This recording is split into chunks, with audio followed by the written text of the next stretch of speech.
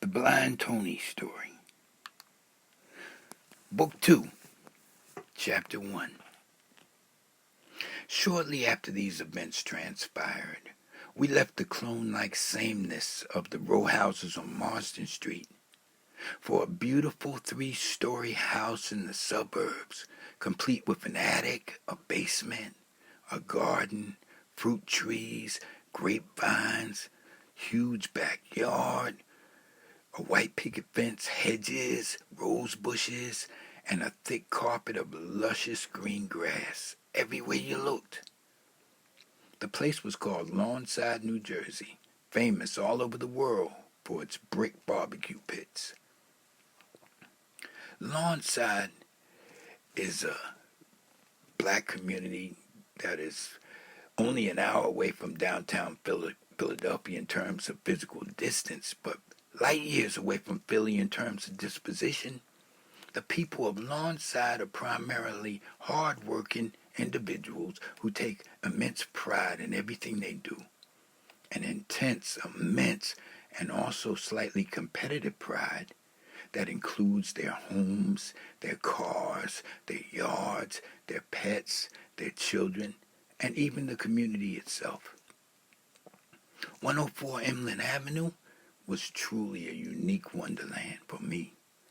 It was a place full of mystique, discovery, and a constant adventure.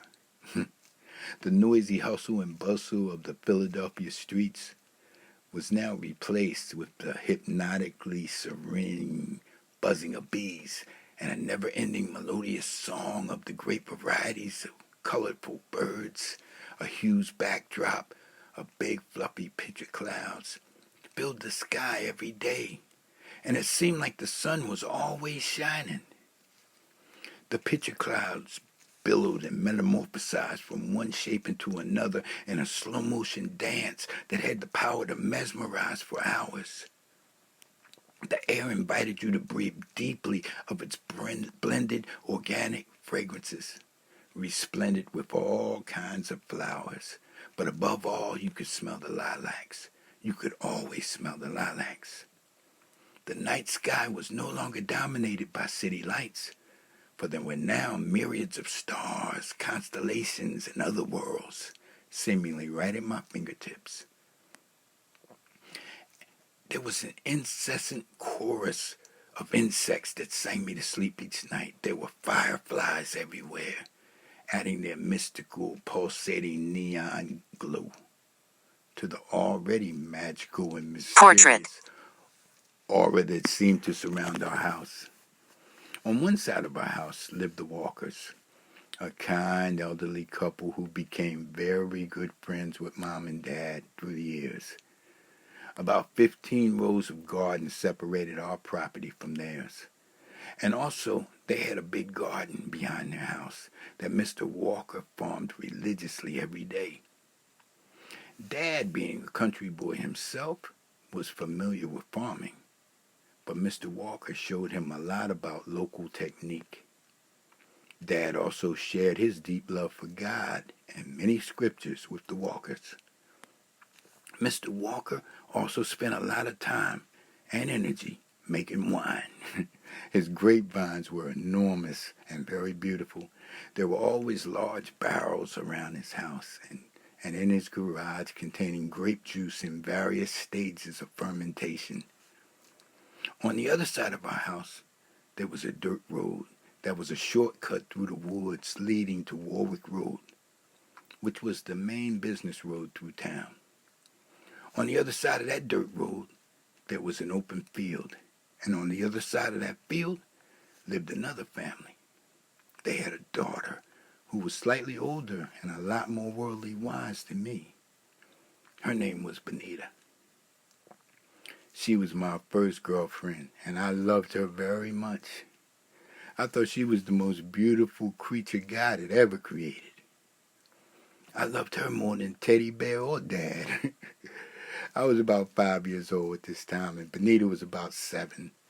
She taught me how to fight, how to climb trees, how to see shapes in the clouds, how to catch fireflies and butterflies, how to suck on honeysuckles, how to kiss, and how to pretend to be husband and wife.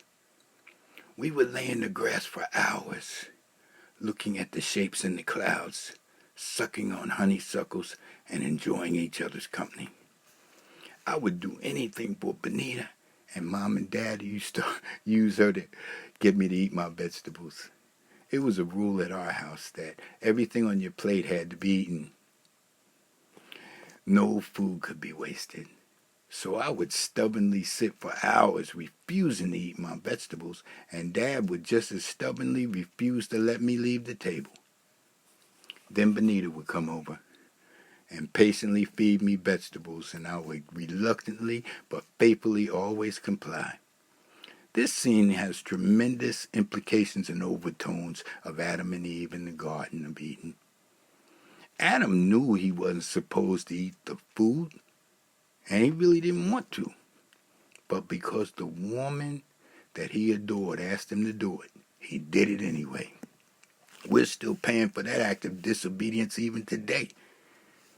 I remember going to school and waiting in line to be vaccinated and having a tremendous aversion to needles. And as the line got shorter and the screaming, crying, bleeding victims got closer to me, I decided to run. I fled from the school and my mother, ran into the woods, and hid. A massive search was mounted, but it was Benita who found me and persuaded me to try again. She held my hand while I looked into her eyes and allowed them to stick me. She calmed my fears and dried my tears. Benita never once let me down or deserted me. I truly loved her more than Teddy Bear and everything else, and I have often over the years wondered whatever happened to her. Benita and I shared the same babysitter after school, and it was around this time that Benita taught me how to play house. She taught me what my penis was for and what her vagina was for. So we played house every day for quite a long time. I got a lot of joy from this game, and I wanted to share it with Mom and Dad. But Benita said that I couldn't, so I didn't. Eventually we got caught, and Benita was no longer allowed to come over after school. Benita had an older brother named Teddy, and Teddy became my new hero, as well as my nemesis. I used to love to watch him shoot his bow and arrow into the sky. He would pull it way back, and the arrows would disappear into the clouds, and then suddenly reappear, and plummeting to earth, landing in the field next to our house. I asked Dad to get me a bow and arrow, and he complied. But he bought me this little white bow and arrow with red and white string and suction cup tipped arrows that could probably go every bit of 10 feet if you pulled it all the way back and you had the wind strong at your back. Teddy just laughed at me, and I cried pretty hard.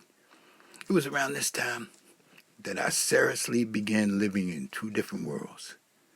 One world contained all the things that were acceptable to Dad, while the other contained all the true desires of my heart, such as Benita, playing house, kissing her, being in love with her, shooting Teddy's bow and arrow, and quite a few other things that Dad would have not have approved of if he had only known. But I had become quite comfortable at concealing the truth from him. Every day after school, Teddy would challenge me to new heights of disobedience. We started having mud rock fights on the shortcut through the woods. There were these huge mud pits. These were the future foundations for houses yet to be built. It was a never-ending source of mud rocks. Now, mud rocks are throwing stones that disintegrate on contact because they are made up entirely of mud. Teddy was an excellent thrower, and he always won. He was an Esau to my Jacob, a modern-day Nimrod who was often cruel and sadistic. He liked to torture small animals, and he reminded me a lot of that little boy who had taken my tricycle and thrown it through the coal bin window. One day, Teddy hit me above the eye with a mud rock that was all rock and no mud. I almost lost my eye. Mom was hysterical and I was rushed to the emergency room and stitched up. Audubon Hospital. That mark is still there today. I was no longer allowed to play with Teddy anymore. He later got sent to a reformatory, where he was eventually labeled incorrigible. It was around this time that I fell in love with a girl named Twiggy. She was in my classes at school, and we would send each other love notes. She invited me to her house, and she was a good kisser too, but not as good as Benita. Benita hated Twiggy, but I loved them both. Often I found myself torn between the two of them, but Benita would always win out. Twiggy was consistent and persistent and patient. Knowing about the ban that had been imposed on Benita and I by our parents, she thought that eventually our love would eventually die. But it never did, and in many ways it never will, because she was my first true love. Around this time, I also became best friends with a boy named Derek. His father was the leader of the Cub Scouts and the Boy Scouts troops, and Derek was cool. We were in the same classes at school, too. I joined the Cub Scouts with him, but was unable to afford a uniform. So whenever they marched in the parades, I had to sit it out. Eventually, I was able to make a Frankenstein uniform out of leftover parts that I was given by some of the other scouts. But eventually I quit because some of the other scouts teased me about the colors of my uniform not being uniform. Pride in my life has often gotten in the way and kept me from doing a lot of things that I really wanted to do. It was several poor families in Lawnside, but my family was very poor. We were very poor. In fact, in the beginning, the furniture in our house, the furniture in our house at that point in time consisted of empty milk crates that were covered with sheets, and Mom would cry because she was ashamed to have her friends come over to visit. But Dad would tell her, Em, if they really were your friends, it wouldn't matter. At those moments, I think I hated my father. Not just because he made Mom cry, but also because he was in the habit of giving back to the church the monies that they would give him on Sundays for preaching. He would say that there were other people who needed the money more than we did. In school, a lunch tray could be purchased for 25 cents, but I never got to buy one. Mom made us bologna sandwiches every single day of the year. Slab bologna. I remember foraging through the lunchroom trash cans when I thought that nobody was looking to see if I could find me a discarded piece of chocolate cake, which was my favorite. Even the birthmark on my cheek has been affectionately referred to as a chocolate cupcake by my mother. Sometimes Benita, Twiggy, or Dirk would buy me a piece of cake or offer to share theirs with me. But more often than not, my pride would get in the way once again. These were my very best friends, and many years later, Dirk and I would still visit with each other, even though our paths in life were radically different. One day, I stuck my hand in a lawnmower trying to free the blades of a rock that was wedged there, and I almost cut my fingers off. Once again, I was rushed to the emergency room and stitched up. I still have that scar today also. We had a dog, and at one point we even had 2 dogs. I also raised rabbits, and once I even had a duck. I fed them, watered them, talked to them, and loved them. They were my friends as well as my pets. But one day, Dad killed the rabbits and the duck. Mom cooked them, and the rest of the family ate them. I was severely traumatized once again, and it took a long time for Benita and Twiggy's love to reassure me to calm my fears. Seeing Dad chop the heads off my pets and Mom cook them and serve them did little to repair our already strained relationship. I began my piano lessons in Camden, New Jersey around this time. It was a big sacrifice on the part of my mother and was probably a source of major contention in their marriage. But Mom always bent her will to Dad's, and the few times I have seen her take a stance against him, it was always over something related to the family, and she would always be steadfast and unmovable. She was a lot like Edith Bunker on All in the Family. Edith, like Mom, always doted on Archie and always gave in, but when she said, "Oh, no, Archie," Archie knew to back up. Mom and Dad both worked secular jobs very hard. Dad was also the pastor of a small church, but money, as I stated earlier, was almost always non-existent. Pat and Kim had both created their own individual network of friends. Kim even began dating against Dad's wishes.